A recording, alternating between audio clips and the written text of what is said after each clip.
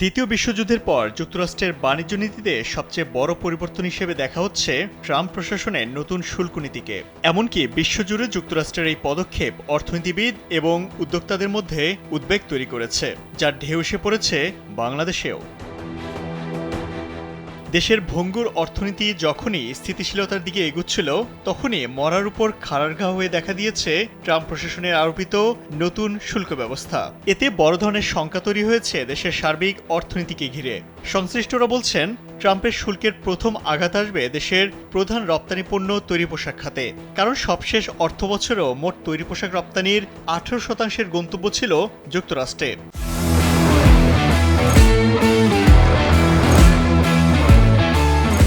তৈরি পোশাক খাত ক্ষতির মুখে পড়লে এ খাত ঘিরে গড়ে ওঠা শিল্প প্রতিষ্ঠানও পড়বে হুমকির মুখে।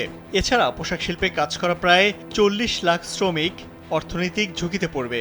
ব্যবসা বাণিজ্যের এসব চ্যালেঞ্জের কারণে দেশের সার্বিক রাজস্ব আদায়েও ঘাটতি তৈরি হতে পারে। সব মিলে অর্থনীতিতে বড় ধরনের অশনি সংকেতই দেখছেন সংশ্লিষ্টরা। বাংলাদেশের প্রধান রপ্তানি পণ্য তৈরি পোশাকের প্রধান বাজার হচ্ছে যুক্তরাষ্ট্র।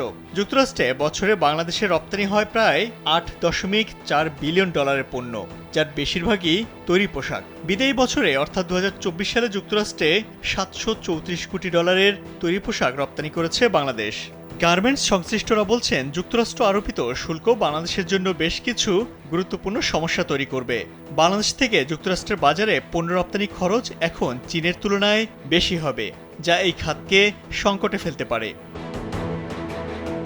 তবে যুক্তরাষ্ট্রের এই নতুন শুল্ক ব্যবস্থায় বাংলাদেশের তৈরি পোশাক রপ্তানিতে কতটা নেতিবাচক প্রভাব পড়বে তা নিয়ে এখনও পরিষ্কার নন তৈরি পোশাক রপ্তানিকারকরা। তারা বলছেন, শুল্ক বৃদ্ধি পাওয়ায় মার্কিন বাজারে পণ্যের দাম বাড়বে, এর ফলে পণ্যের চাহিদা কমবে। এসব প্রভাব পর্যালোচনার পর যত দ্রুত সম্ভব সরকারি পর্যায়ে শুল্ক কমাতে যুক্তরাষ্ট্র সরকারের সঙ্গে আলাপ আলোচনা শুরু করতে হবে। প্রয়োজনে যুক্তরাষ্ট্রের পণ্য আমদানি শুল্ক কমিয়ে শুল্কের চাপ কমাতে হবে, না হলে প্রতিযোগিতায় টিকে থাকাটাই কঠিন হয়ে পড়বে।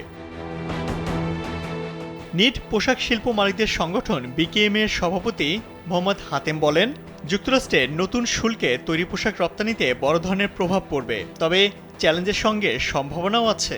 বাংলাদেশের উচিত হবে যুক্তরাষ্ট্রের পণ্যের উপর আমদানি শুল্ক কমানো। যেহেতু খুব বেশি পণ্য দেশটি থেকে আসে না, সেহেতু খুব বেশি ক্ষতিও হবে না, বরং শুল্ক কমালে তৈরি পোশাক সহ অন্যান্য পণ্যের রপ্তানি বাড়বে। এ বিষয়ে বিশ্বব্যাংকের ঢাকা অফিসের সাবেক প্রধান অর্থনীতিবিদ ডক্টর জাহিদ হোসেন বলেন, যুক্তরাষ্ট্রের নতুন শুল্ক নীতি বাংলাদেশের রপ্তানিতে নেতিবাচক প্রভাব ফেলবে, এতে কোনো সন্দেহ নেই। তবে এই প্রভাব পড়বে আমেরিকার অর্থনীতিতে চাহিদা কমার কারণে।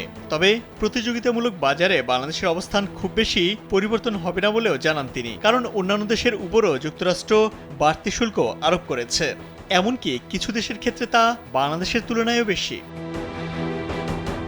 এ বিষয়ে সেন্টার ফর পলিসি ডায়ালগ সিপিডির সম্মানীয় ফেলো মোস্তাফিজুর রহমান বলেন, শুল্ক আরোপের পর সব দেশেই নানামুখী নীতি নিচ্ছে।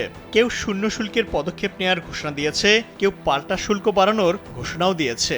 আমাদের ক্ষেত্রে দ্বিপক্ষীয় আলোচনার বাইরে অন্য কোনো সুযোগ নেই। এদিকে যুক্তরাষ্ট্র সরকারের সঙ্গে আলোচনার মাধ্যমে শুল্ক ইস্যুর সমাধানে ইতিবাচক অগ্রগতি হবে বলে দৃঢ় আশা প্রকাশ করেছেন অন্তর্বর্তীকালীন সরকারের প্রধান উপদেষ্টা ডক্টর মোহাম্মদ ইউনূস। তিনি বলেন, আমরা বিষয়টি পর্যালোচনা করছি। যেহেতু এটি আলোচনাযোগ্য, তাই আমরা আলোচনা করব এবং আমি নিশ্চিত যে আমরা সর্বোত্তম সমাধানে পৌঁছাতে পারব। বৃহস্পতিবার ব্যাংককে প্রধান উপদেষ্টার প্রেস সচিব শফিকুল আলম অধ্যাপক ইউনূসের বরাত দিয়ে একথা বলেন। ইমতিয়াজ আহমেদ, কালবেলা।